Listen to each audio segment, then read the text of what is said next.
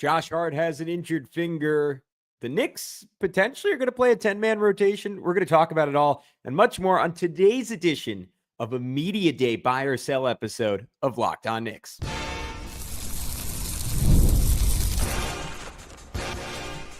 You are Locked On Knicks, your daily New York Knicks podcast, part of the Locked On Podcast Network. Your team every day. You are locked on to the New York Knicks. My name is Gavin Schall. I'm a New York City native. I am a credentialed media member that's been covering the New York Knicks for nearly a decade. And yes, I'm your Saturday co-host of the Locked On NBA podcast. This is Locked On Knicks, part of the Locked On Podcast Network, your team every day, your daily podcast on the New York Knicks, giving the most detailed insight on your favorite team at least 5 whole days a week. So be sure to join thousands of other Knicks fans in subscribing both YouTube and your favorite podcast platform for the best insight on your favorite team. And if you're not subscribed, now is a really, really good time to get in on the action, not only because the Knicks season is coming up, but also because I'm going to have a new co-host pretty soon, and I'm really excited to announce who it is, but more on that later. We want to remind you that today's episode is brought to you by FanDuel. Right now, new customers can bet just $5, and if your bet wins, you'll get $300 in bonus bets to use across the app. Download the app today. On today's show, we're reacting to Media Day, which was yesterday, and which is always interesting. Some years we've gotten some more outrageous quotes. This year, I think we got some interesting news. So we're going to do a Media Day edition of Buy or Sell. We're going to talk about the concern level on Josh Hart's finger. We're going to talk about some offensive shifts discussed by new Knicks head coach Mike Brown, and potentially confirmation or another heavy hint that Mitch Robinson will be the Knicks' fifth starter, that the Knicks will play a 10-man rotation, that Malcolm Brogdon will be a key piece of it. There's a whole bunch of fun stuff to talk about, and we're going to get into it all right now. You're on Locked On Knicks. All right, we start off with the Josh Hart news. The quote, a little concerning. Josh Hart re-aggravated a finger injury recently that he had a procedure on over the summer, and he believes he will have to wear a splint this season. Here is the full quote. "I hate playing with anything on my hands. I don't have a good feel for it. Might take a little getting used to, but that's the best scenario for me right now. I want to be out there with the guys." Jeff Johnson of Knicks Film School put out this screenshot where if you see, it is, I believe, Josh's right hand. That's what it looked like in the video, unless it was flipped on camera. It doesn't look good. Doesn't look good. That is an extremely swollen finger. And I, for one, think, look, Josh knows his body. The Knicks medical staff knows how much it will affect his shot. So I feel weird making too big of an issue of this in that sense. But I'm going to buy that this is a concern, in that we just watched Karl Anthony Towns, right, labor through the entire second half of the year with a broken finger and a knee injury. We just watched Josh labor through the second half of the year with what was deemed runner's knee, right, and which was an overuse injury, and he did not look like the same guy the second half of the year. And his stats, his efficiency was substantially worse the second half of the year. For someone who comes into the season already with pretty significant concerns about his shot and his ability to shoot, and maybe even more so than his ability to make shots, just his confidence to take them and get three-pointers up in volume is maybe the single biggest defining factor for his offensive success and the team's offensive success when he's on the court, in the half court.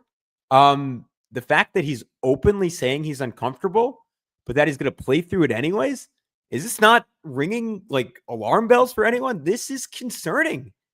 Why not just get the surgery? We've talked about this a ton on this show. The Knicks have more depth this year than they've ever had. Granted, not a ton on the wings, so that's where it's a concern that you lose Josh for a while. But they have a real healthy margin for error. Cleveland is likely going to open the season without Darius Garland. We know they're going to open the season without Max Strus, I think, for about 2 months to start the season, if I'm remembering that correctly. The Orlando Magic, I think, could potentially be a very good regular season team. We haven't seen them put together a year, right, where they win 52 plus games, and they put forth a legitimate challenge for the second seed in the Eastern Conference. Detroit could potentially be very good in the regular season. Atlanta could potentially be very good in the regular season. Boston should still be solid. The Knicks have a real margin for error in terms of competing for the 2 seed in the Eastern Conference. Like there is room for them to screw around a little bit. There is room for them to get off to, I don't know, let's just say without Josh gets surgery, he misses, I don't know, I got surgery for my broken finger. I don't know exactly what Josh's injury is, but I waited 2 months before playing basketball as someone who was not getting around the clock treatment and was not working with a world-class surgeon necessarily. Like, if Josh should come back in 2 months, that is November 24th. You're maybe 15 games into the season, 16 games into the season, at most 18 games into the season. Like, if the Knicks are 12-8 and he comes back, let's just say he misses 20 games, that shouldn't prevent them from chasing the 2 seed. That shouldn't even prevent them from chasing the 1 seed versus Josh dealing with this the entire season. That's ridiculous to me. The whole point of all the moves the Knicks have made and potentially trading someone like Pacom Dadier, right? Because you want like the insurance of having Malcolm Brogdon as a 10th man and even crazier, Landry Shamet as an 11th man, is because you were all in to win a championship this year. If the goal is a championship, Josh, get the surgery, get healthy. And look, there's stuff we don't know. Maybe like there would be a substantial risk of re-injury with the surgery. Maybe I just have no idea what I'm talking about. I don't know what the injury is, and it's actually something that would keep him out substantially longer. Maybe they think he'll ultimately feel fine and he'll shoot fine and it just will not affect him that much. But the fact that he's saying he's going to wait until, like, he got this fixed, he re-aggravated it, and now he's going to wait until next summer to get it fixed is just crazy to me. The only goal this team should have is to be 100% healthy come April. And being as conservative as possible, barring like a really significant injury to Jalen Brunson. I'm not even going to include Karl-Anthony Towns in here because I think the Knicks could still get the 2 seed, even if Cat missed 30 games this year, even if OG missed like 25, 30 games this year. Barring a significant injury to Jalen Brunson, like this Knicks team should be able to get the 2 seed almost no matter what. Like the 3 seed should be the absolute worst case scenario, given that their main priority should be being healthy for game 1, round 1 of the playoffs. Everyone as close to 100% as humanly possible. So I buy that this is an issue. I don't really get why Josh is not just getting this done. And I think it's absolutely ridiculous if the team is looking to Josh and letting him make this decision. Josh is prideful. All athletes are prideful. Josh is particularly prideful. Like, this is a situation where Mike Brown, Leon Rose need to put their foot down, the Knicks medical staff, and say, hey, get this taken care of. This isn't about you being tough. This is about us. In a year where we have a rare window with no Tyrese Halliburton, no Jason Tatum, to go get this done, it is selfish for Josh Hart to play on this. Again, to the best of my knowledge. There might be information I don't know. But from what I know about this is a bad decision. This is a selfish decision. Josh should just get it fixed. All right. Let's see. What are we going to do next? How about this Mike Brown quote on Jalen Brunson? The biggest thing I want to do for him is get easy shots. One of the easiest shots is a spray 3. I'm a big proponent of touching the paint and spraying the basketball for catch and shoot 3s. There was a little more to this quote. I'm gonna go through it. Within what we do, we're going to try to get him in a lot of those situations. On top of that, if you do touch the paint, we want you to keep moving. A little bit we've seen so far in Jalen during these optional workouts, it seems like he's embraced it because you have to be in great condition to play that way. But he seems like he's embraced it. I'm looking forward to seeing if we can continue to try to find ways, especially when we start playing games, when we try and find ways to get him some easy catch and shoot looks because the ball will be in his hands, especially down the stretch. And so to make the game easier during the course of the game, it is going to be a big thing. This is something, if you guys have been listening for a while, I've been advocating for. Alex Wolf, my former co-host, the legend, he was advocating for it all the time. Jalen Brunson, one of the best catch and shoot 3-point shooters in basketball. He is absolutely deadly as a catch and shoot 3-point shooter. And his number of catch and shoot 3s has fluctuated pretty wildly in his time on the Knicks, right? His first year, he didn't get a ton. His second year, the Knicks made a big emphasis of it. And Julius Randle was exceptionally good at getting into the paint, drawing a crowd, spraying it out, generating easy looks for Jalen Brunson. Last season, Jalen did not get a ton of catch and shoot looks because the Knicks didn't really have anyone else who could consistently generate those shots. Like even Dante, I would argue was maybe better than anyone else in the Knicks were last year at like finding Jalen for those types of shots. And that is where the rubber hits the road with this, right? Like how much of that can you manufacture through scheme if you're Mike Brown, right? And use Jalen a little bit like Steph Curry. Obviously, Mike Brown spent 3-4 years coaching in Golden State. He's very familiar with Steve Kerr's system. He knows how to run Jalen through a million screens. I'm sure you can teach Jalen a lot about off-ball movement and how Steph Curry trains that and how Steph Curry works that. And to make that work, like Jalen is going to have to be in the best shape of his life. And and Jalen is always in good shape, right? Like regardless of how he looks, if he looks like a little pudgy, most of us would call that grown man strength. Like it takes a incredible cardio to operate in the playoffs the way Jalen does and be stronger than anyone else down the stretch of games. So that's not a big concern for me. I am fascinated to see how this actually works, right? Because to some extent, you can manufacture that. You can run Jalen off a million screens. And look what Golden State's done the last few years, right? Like they get Steph those shots consistently, despite the fact that Steph hasn't really played with anyone since Kevin Durant left, right? That can consistently draw a crowd and get him easy looks, right? Jordan Poole brought a little bit of that for Golden State, but Golden State has not necessarily had ideal personnel from that perspective. That being said, it's a little different because Steph has one of the quickest releases in the history of basketball and is also the best off-ball mover in the history of basketball, right? So Jalen will be operating under slightly tighter margins. Can Mike Brown scheme up some stuff to get him better looks and put more of an emphasis on that than Tom Thibodeau did, where Tom Thibodeau's like comfort zone was always having the ball in Jalen's hand and always playing with Jalen? Yes, you can definitely scheme some of that up. It will be on the other Knicks, though, to also just manufacture some looks for him. And some of that can be done through pace, right? You get on transition a little bit more. You can find Jalen for easy looks that way. Some of that can just be done with pace in the half court, right? Like someone else, let's just say Mikal Bridges. He's curling off a screen into a pass at full speed. He's attacking that way and drawing too. And we saw in that stretch where Jalen Brunson was out, Mikal was able to draw gap help and create easy shots for other guys because he was playing with great pace. It wasn't because Mikal was operating one-on-one and cooking a guy. So there are different ways you can go about it. There are different ways you can manufacture these shots. My only thought is like you can do that a bit in the regular season. I think in the playoffs, it gets difficult to create great looks for your star player without genuine secondary gravity. And maybe that means Jordan Clarkson plays some minutes with Jalen Brunson, because I think he's a guy who can break down a defense and draw a crowd and create easy shots. Maybe Malcolm Brogdon, like he's someone who's done some of that in his career. Plays some more minutes with Jalen Brunson. We're going to talk more about Malcolm Brogdon. We're going to talk a little bit more about Josh Hart's role on this edition of Locked On Knicks, where we're talking about Media Day. We're going to get into it all next. But first, we want to tell you about our good friends over at Monarch Money. Most people can't name all their financial accounts or even what they're worth, whether it's 401ks, properties, or investments. And when you don't have the full picture, you can end up leaving money on the table. That's why there's Monarch Money. It's an all-in-one personal finance tool that brings your entire financial life together in one clean, easy-to-use interface on your laptop or your phone. Monarch is built for people with busy lives. If you put off organizing your finances, well, Monarch is for you. Monarch does the heavy lifting for you. You can link all your accounts in minutes, see clear data visuals, get smart categorization of your spending, and finally feel in control of your money without ever touching a spreadsheet. What I love so much about Monarch Money is that organizational aspect. I'm someone who's had a lot of anxiety, right, about digging deep into my finances and getting into a good place with it. Having it all in one spot, it allows you, like, if you live with a partner, to work on it all under one account. It helps get you organized. It helps get you on the same page. It makes it a little less daunting. So don't let this financial opportunity slip through the cracks. Use our code LOCKEDONNBA at monarchmoney.com in your browser for half off for your first year. Again, that's 50% off your first year at monarchmoney.com with our code LOCKEDONNBA.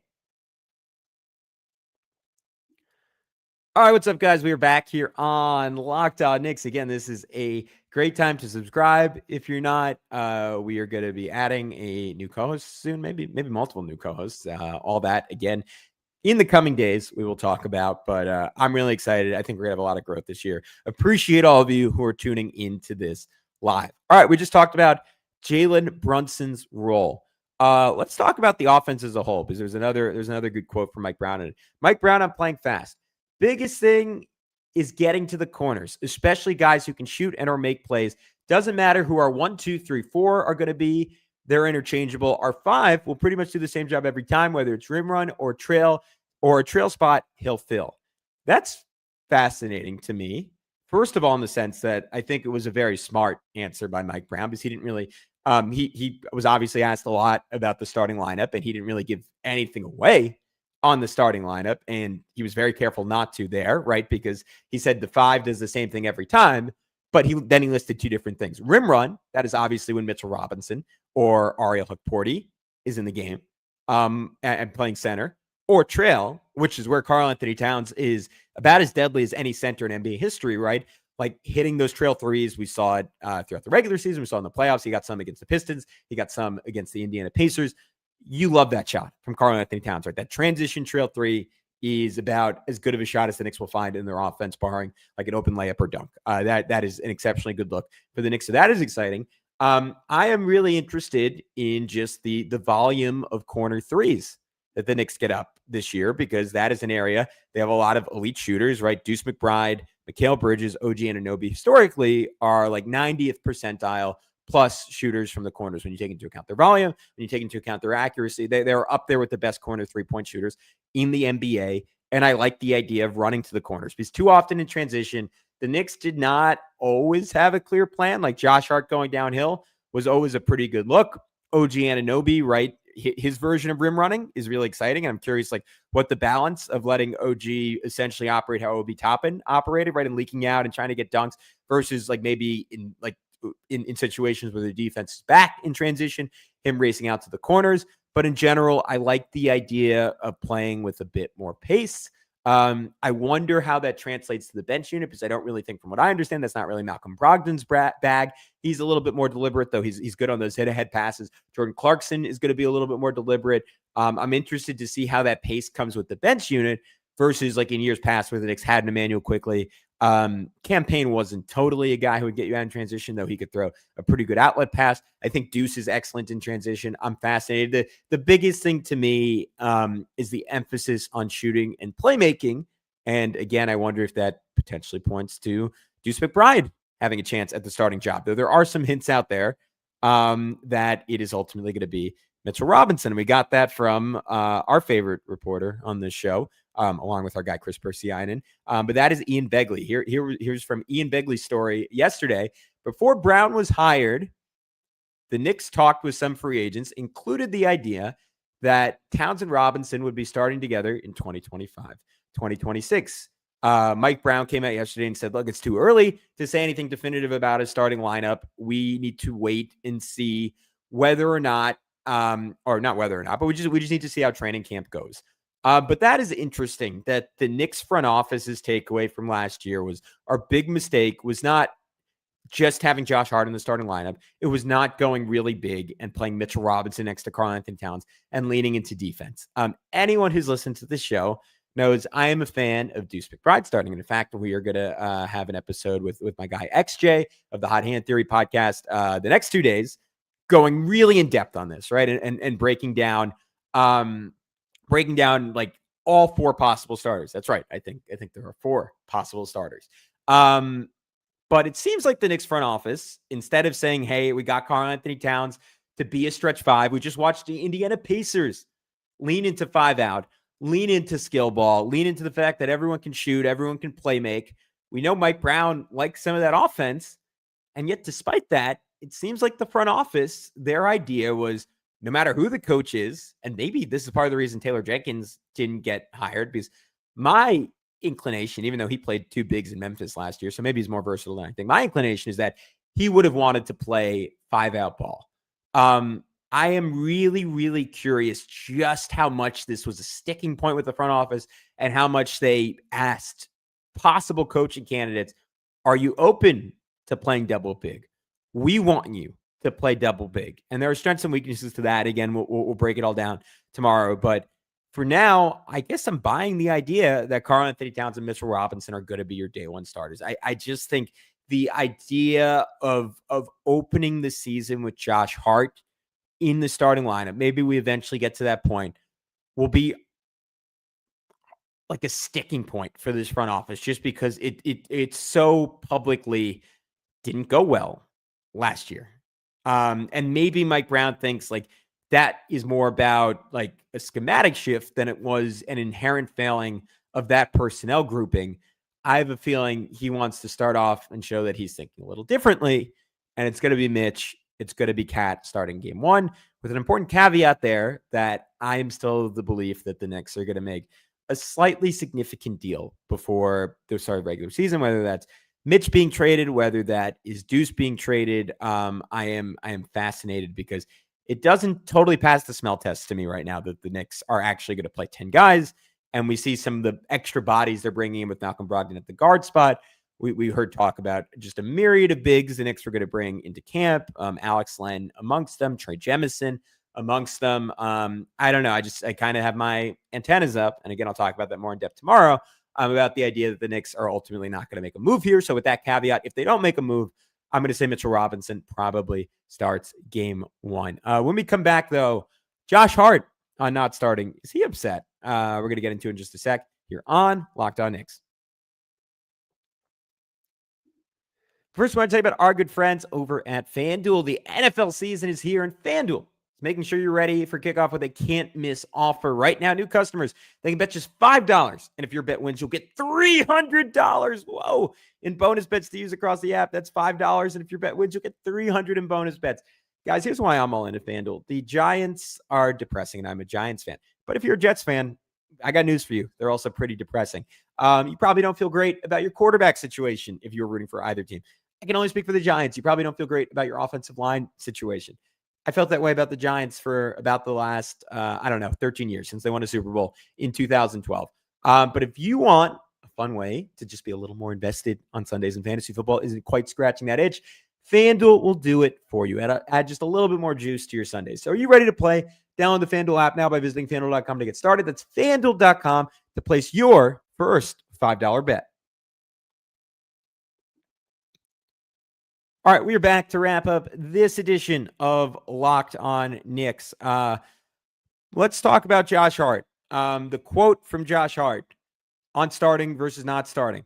Whatever Mike wants to do or doesn't want to do, I'm cool with, and time will tell what that is, but I'm going to figure it out.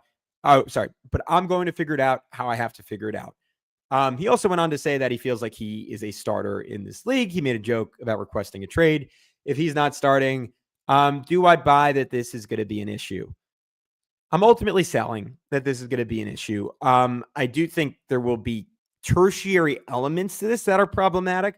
I do think there's a world where we've had early season quotes from Josh Hart, particularly in 23-24, about like not playing the role he expected to play and not playing a bigger role when the Knicks got off to a slow start. If the Knicks got off to a bad start and he's not starting and maybe struggling with his shot and his fingers hurting and he's upset, maybe we get a slightly ornery quote at some point this season about his role.